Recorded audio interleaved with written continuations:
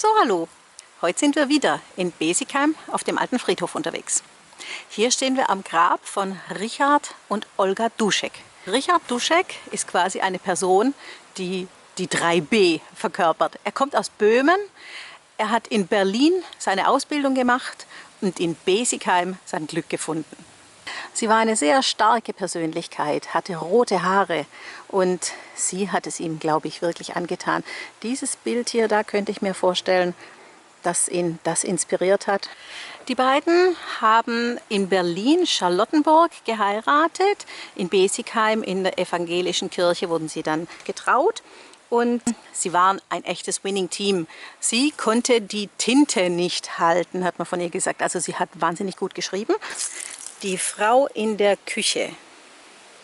Da hat sie viele Rezepte, aber auch schon Tipps gegeben, worauf beim Einkauf zu achten ist. Und er hat illustriert. Total appetitanregend.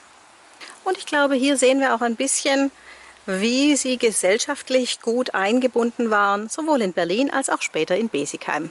Und so haben die beiden auch nach dem Krieg ein bisschen Geld verdient, indem er Illustrationen erzeugt hat und sie Texte dazu herausgegeben hat. Und das hier ist ein Stadtprospekt von 1955 mit vielen kleinen Ansichten und den Text hat sie dazu gegeben.